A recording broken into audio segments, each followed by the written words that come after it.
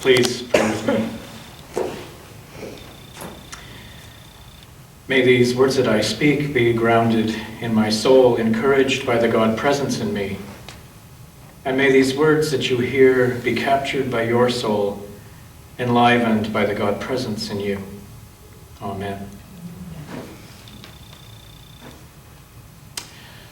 I don't believe it's a coincidence that John tells the first 3 days of Jesus' mission in this way, that he parallels it to Jesus' last 3 days. John's entire gospel is symbol and metaphor, despite what many biblical literalists will try to tell you. I am certain that what John was attempting to do in his version of the life of Jesus was to capture the new humanity Jesus exhibited. One grounded in love and compassion rather than obedience to a long list of religious and cultural expectations.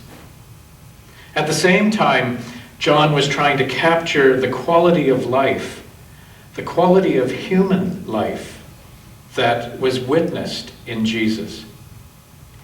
He was no longer ordinary water, but very, very fine wine, rooted or perhaps fermented in love lived. And John also was trying to capture the transformation that is possible for each and every one of us, a transformation of our day-to-day lives by choosing to live with gratitude for the abundance within us and before us, rather than choosing to complain about our perceived constant scarcity. John very intentionally uses the purification jars in this story, jars that represent the restrictive, obedience-driven way of life in Jesus' culture. These vessels hold water that is transformed to fine wine, symbolic of the way that choosing to live differently, a change of our heart and our mind, is always from within. Always from within. And it is also within our own context and out of our own conditions, whatever they may be. John is calling each of us, just like Jesus did, to become new wine, to become the best wine that we can be. John also chooses the wedding ceremony as part of this metaphor. The wedding in this culture was also very restrictive. It was always arranged with a focus on joining the right families in order to maintain honor. There were strict rules and expectations of the couple and of the families as well, and failure to comply with even the smallest detail could result in shame being bestowed by the entire community. And Jesus breaks the rules. He breaks the rules by interfering in the ceremony. It would have been simply outrageous for anyone outside of the wedding families to solve the problem of the wine running out. Of course, this story isn't actually about the wedding wine running out. Rather, it is about real, authentic life running out.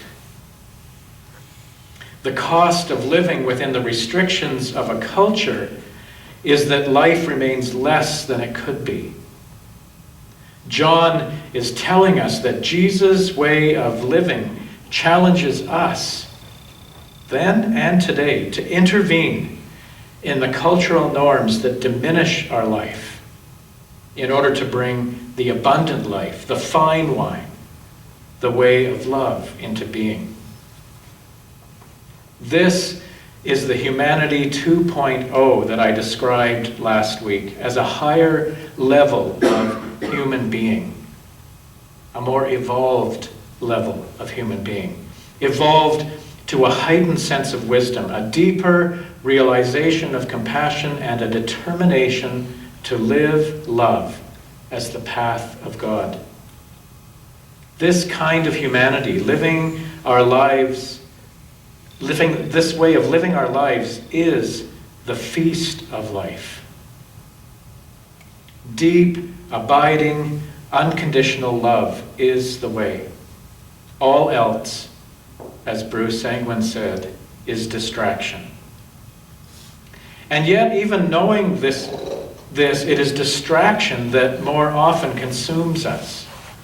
It seems to me that distraction is not just in how we live or what we buy and what we consume. More than this, it is our preoccupation with how we are perceived, with what others think of us, with fitting in, and with not rocking the boat.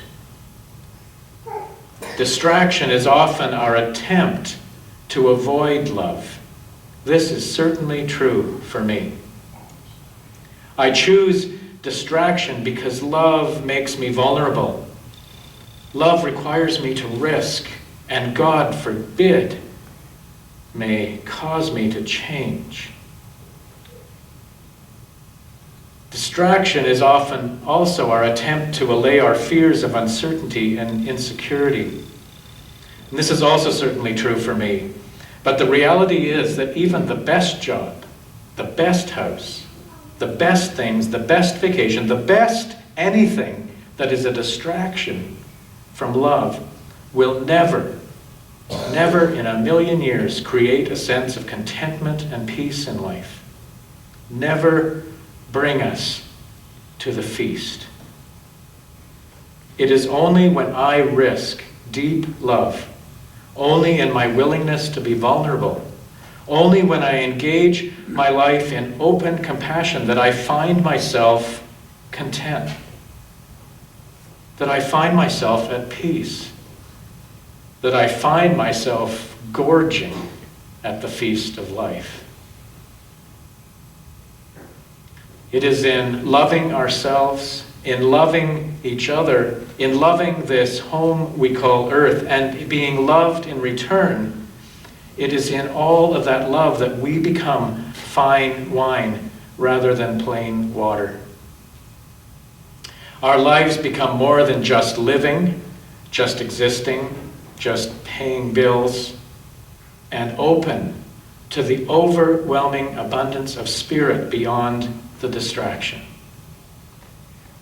Can you not feel the abundance even in this moment if you just take a moment to think about it? And a feast is never intended to be attended alone. Our families can become feasts of life when we learn to deeply love despite the dysfunction, despite the many challenges. Our friendships can be feasts of life when we are willing to be our true selves with each other for love's sake. And this community must be a feast of life experience.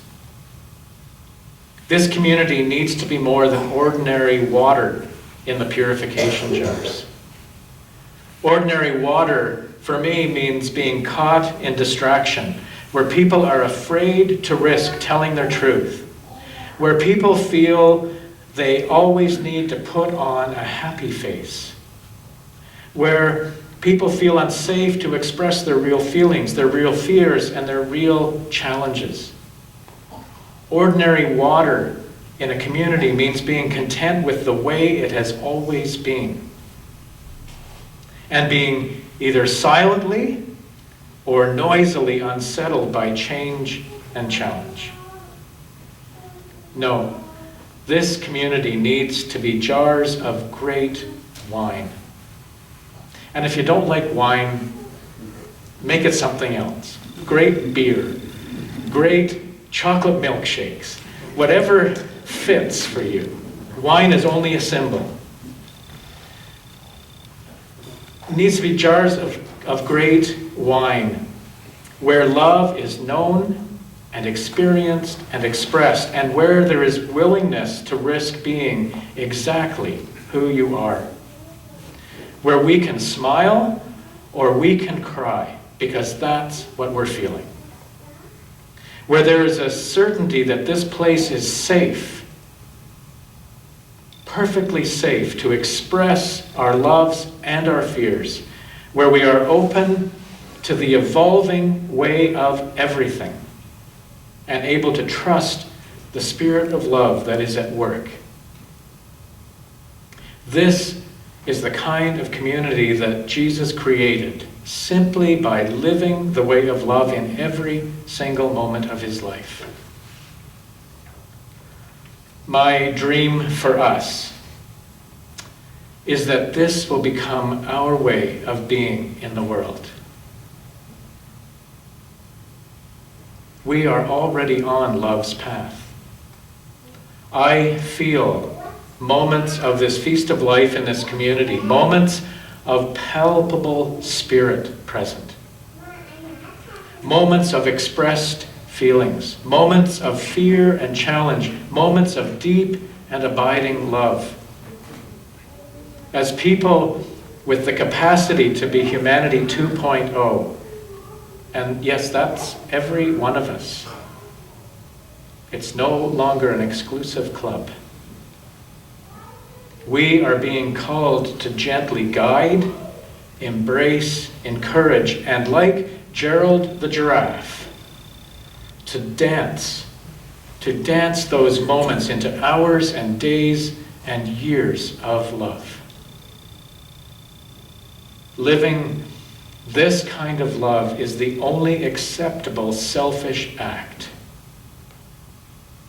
Living into the abundance of love as the feast of life. Amen.